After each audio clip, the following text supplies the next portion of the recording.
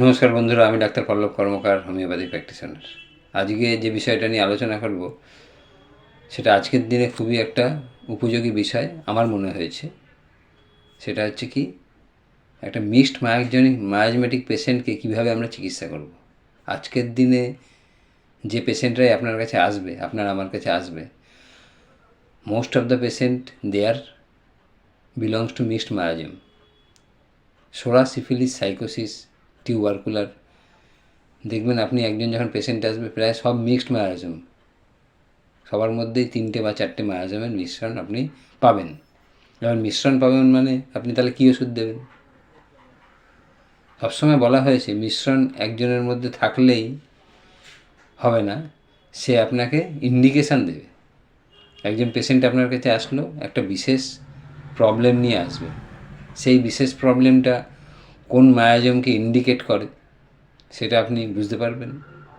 একজন পেশেন্ট আসলো আপনার কাছে, তার মধ্যে সোরা, সিফিলিস, সাইকোসিস সবই মিক্সড অবস্থায় রয়েছে, কিন্তু তার সারফেস মায়াজম কী আছে সে মেনলি আপনার কাছে, সেটা কী করে বুঝবেন? সারফেস মায়াজম যেটা সুপারফিশিয়াল রয়েছে বা সারফেসে রয়েছে, যেটা উপরে রয়েছে বা যেটা বাহ্যিক রয়েছে বা যেটা হচ্ছে ডোমিনেট করছে যে মায়াজমটা, সেটা আপনি কী করে বুঝবেন? একজন পেশেন্ট যখন আপনার কাছে আসবে কিছু সিমটম নিয়ে আসবে, কিছু লক্ষণ নিয়ে আসবে। কথার কথা একটা উদাহরণ দিই, যেমন একজন পেশেন্ট আপনার কাছে এসছে কি না মুখে ঘায়ের জন্য, তার স্টমাটাইটিস দীর্ঘদিন ধরে হচ্ছে, মুখে ঘা, প্রচুর মুখে ঘা, দেখলেন আপনি সুপারফিশিয়াল একটা আলসার আছে, প্রচণ্ড লালা পড়ছে, স্যালাইভেশন আছে, তার সঙ্গে জল তেষ্টা প্রচুর আছে, মুখ থেকে দুর্গন্ধ বেরাচ্ছে, মুখে ঘা, লালা এগুলো দিনের থেকে রাতে বেশি হয়, কষ্টটা বেশি হয় রাতে বেশি, খেতে গেলে জ্বালা করে।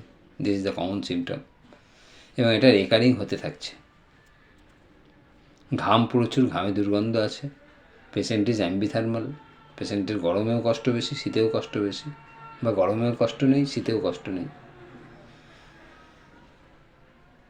পায়খানা মিউকয়েড, গিয়ে অনেকক্ষণ বসে থাকতে হয়, কোথানি আছে, আমাশা আছে, আমাম আছে।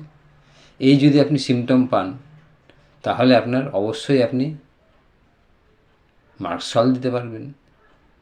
তাহলে মার্কসল ওষুধটা আসলো, কিন্তু এটা কোন মায়াজমে আমরা জানি, যে কোনো ডিস্ট্রাকশান, যে কোনো আলসারেশান ইজ ডিস্ট্রাকশান, এবং যে কোনো আলসারেশান বিলংস টু সিফিলিটিক মায়াজম।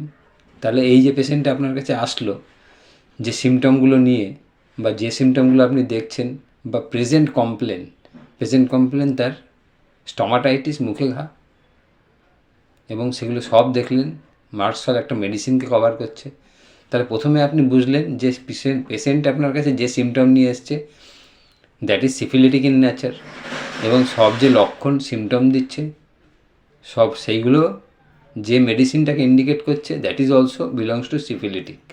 তাহলে আপনার প্রথমে মাথায় রাখতে হবে যে পেশেন্ট অ্যান্টিসিফিলিটিক একটা ডিসক্রেসি আপনার কাছে নিয়ে এসছে, তাহলে আপনার এমনই একটা ওষুধ দিতে হবে that must be belongs to অ্যান্টিসিফিলিস।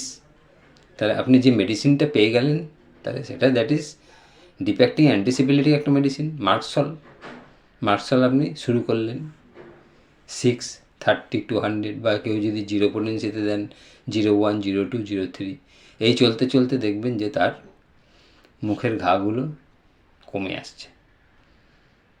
এরকম 1, 2, 3টে পোটেন্সি খেতে খেতে তার দেখলেন মুখের ঘা একদম নেই, সেরে গেছে, মুখ থেকে লালা পড়ছে না, দুর্গন্ধ নেই, ঘাম কমে গেছে, ঘামের দুর্গন্ধটা কমেছে, এই সব দিক দিয়ে তার ইমপ্রুভ হয়েছে। এই পেশেন্টটাই আবার কয়েক মাস এই ওষুধ খেতে খেতে মুখের ঘাটা কমে গেল, দেখা গেল তারপরে যেটা প্রেজেন্ট কমপ্লেন আসলো that is itching all over body, সারা শরীরে একটা ইরাপশান দেখা গেল, চুলকানি দেখা গেল, চুলকানি প্রচণ্ড চুলকাচ্ছে, চুলকালে জ্বালা করছে, এটা রাত্রে ঘুমাতে গেলে, বিছানায় গেলে বেশি চুলকাচ্ছে, এখন গায়ে গরম বেশি লাগছে, হাতের তলা, পায়ের তলায় জ্বালা করছে, মাথার তালু এগুলো জ্বালা করছে। এই যদি আপনি সিমটম দেখেন তখন বুঝতে পারছেন যে পেশেন্টের এখন যে ডিসক্রেসি আপনি পাচ্ছেন দ্যাট ইজ সোরিক ইন নেচার। তাহলে আগে পেশেন্টের ছিল সিফিলিটিক ডিসক্রেসিয়া, প্রেজেন্ট কমপ্লেন সিফিলিটিক, আপনার ওষুধে এমন দিতে হবে যেটা অবশ্যই অ্যান্টিসিফিলিটিক হবে। অ্যান্টিসিফিলিটিক ওষুধ আপনি দিলেন, দিয়ে পেশেন্টের প্রেজেন্ট কমপ্লেন কয়েক মাসের মধ্যে কমে গেল। এবার আপনার কাছে যে ডিসক্রেসিয়া নিয়ে আসলো দ্যাট ইজ অ্যান্টি শরিক, সেটা আপনি বুঝতে পারছেন। একটা ইরাপশান, তার সঙ্গে চুলকানি, ইচিং, তার সঙ্গে burning, not only burning in eruption places but also burning in palm, sole, vertex.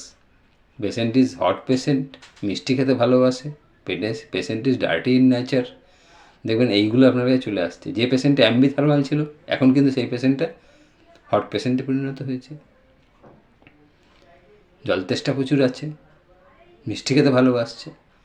তাহলে এই পেশেন্টটার যদি আপনি কেস টেকিংটা ঠিকমতো করেন তাহলে দেখবেন যে মুখে ঘা হওয়ার আগে তার একটা সাপ্রেস স্কিন ডিজিজ ছিল। তাহলে যখন আপনি সাপ্রেস স্কিন ডিজিজ ছিল, স্কিন ডিজিজ প্রথমে হয়েছিল, সেটা 1 বছর হোক, 2 বছর হোক, 5 বছর হোক, ছোটোবেলায় হোক, স্কিন ডিজিজ হয়েছিল এবং সেটা প্রপার হোমিওপ্যাথিক ট্রিটমেন্ট বা প্রপার হোমিওপ্যাথিক মেডিসিন, সিমিলিমাম যে মেডিসিন আছে সেইটা দিয়ে চিকিৎসা হয়নি, তখন বাহ্যিক অয়েনমেন্ট বা দেওয়া হয়েছিল, সেই দিয়ে সেটা সাপ্রেস করা হয়েছিল। তাহলে আমরা জানি কোনো কিছু সাপ্রেস যদি হয়ে থাকে সেটা অবশ্যই যদি ঠিক মেডিসিন পড়ে তাহলে সেটা বেরিয়ে আসবে। তাহলে সেই সময় সেটা ইরাপশানগুলো সাপ্রেস হয়েছিল, তাহলে সোরা লেটেন্ট অবস্থায় ছিল, সাপ্রেস হয়ে গিয়ে সেটা লেটেন্ট অবস্থায় সোরা ছিল। তাহলে ছাওয়া থাকার পরে তখন যা প্রেজেন্ট কমপ্লেন তখন দেখা গেল সেটা হচ্ছে অ্যান্টিসিফিলিটিক। আপনি অ্যান্টিসিফিলিটিক মেডিসিন দিলেন, অ্যান্টিসিফিলিটিক ডিসক্রেসিয়া যেটা বাহ্যিক ছিল, যেটা প্রেজেন্ট কমপ্লেন ছিল, যেটা সুপারফিশিয়াল ছিল সেটা কমে আসলো, সেরে গেল, এবং যেটা সাপ্রেসড হয়েছিল দ্যাট ইজ অ্যান্টিসোরিক, সেটা কিন্তু আবার বাইরের দিকে চলে আসলো। তাহলে এখন আপনার কী করতে হবে? আপনারও অ্যান্টিসোরিক একটা ওষুধ দিতে হবে। এখানে আপনার সালফারের লক্ষণ পাচ্ছি, আমরা সালফার 630-200 দিতে শুরু করব। মানে প্রথমে 6, তারপর 30, তারপর 200। কেউ যদি 0 পোটেন্সি দেন 01, 02, 03, এই খেতে খেতে দেখবেন একসময় এই ইরাপশানগুলো আস্তে আস্তে কমে এসছে, পেশেন্ট সুস্থ হয়ে গেছে, পেশেন্টে আর শরিক নেচার দেখতে পাওয়া যাচ্ছে না, চুলকানিগুলো কমে গেছে। এরপরে দেখা গেল আবার তার মুখে ঘা আসতে পারে। তাহলে এইভাবে চিকিৎসা, যখন আপনার একটা চিকিৎসা হবে যে মিক্সড মায়াজমেটিক পেশেন্টের চিকিৎসা, এইভাবে তার কিন্তু বারবার দেখা গেল তার আবার শরীরটা সুপারফিশিয়াল যেটা এসেছিল শরিক সেটা কমে গিয়ে আবার সিফিলিটিক মুখে ঘা দেখা দিল, বা অন্য কিছু দেখা দিতে পারে। মুখে ঘা হচ্ছে না, শরীরের অন্য কোথাও ঘা হচ্ছে, দেখা দিতে পারে। তখন আপনাকে আবার অ্যান্টিসিফিলিটিক মেডিসিন সেটা আপনার মেলাতে হবে, যে সেটা মার্শাল হবে নাকি সিফিলিনাম হবে বা অন্য কোনো ওষুধ হবে, সেটা দিতে হবে। যদি দেখা যাচ্ছে যে আবার যদি আমার মার্শালের সব লক্ষণ থাকে, আবার মার্শাল আমি হায়ার পোটেন্সিতে দেবো।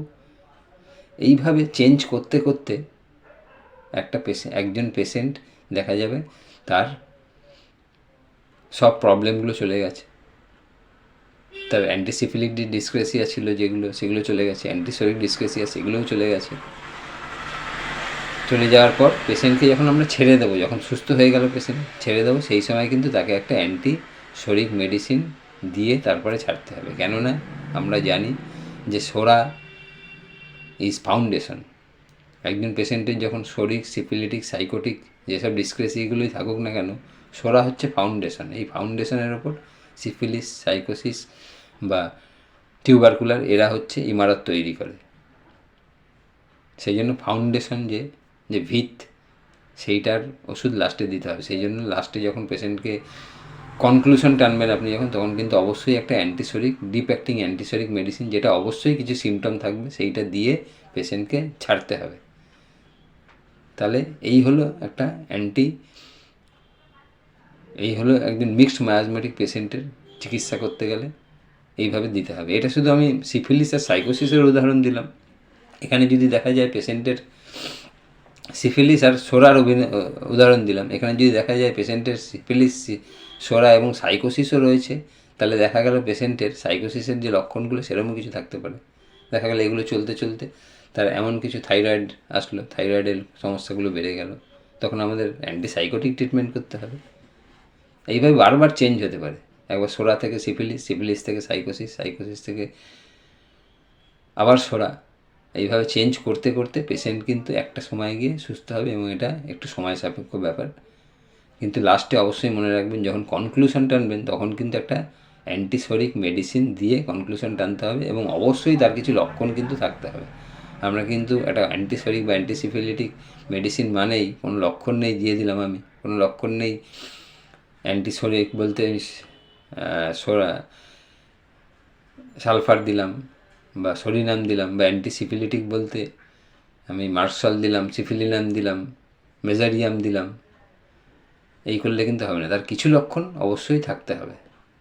বা অ্যান্টিসাইকোটিক বলতে থুজা, মেডোরিনাম, কস্টিকাম দিলাম, কিছু লক্ষণ অবশ্যই থাকতে হবে, দিয়ে তাকে মেডিসিনটা, চিকিৎসাটা কনক্লুশন করতে হবে। তা এই ছিল আজকের ভিডিও। যদি আপনাদের ভালো লেগে থাকে শেয়ার করুন, শেয়ার করে আরও সবাইকে জানার সুযোগ করে দিন, একটা লাইক করুন, আর অবশ্যই আমার চ্যানেলটা সাবস্ক্রাইব করে সঙ্গে থাকুন এই রকম ভিডিও রেকারিং পাওয়ার জন্য। নমস্কার।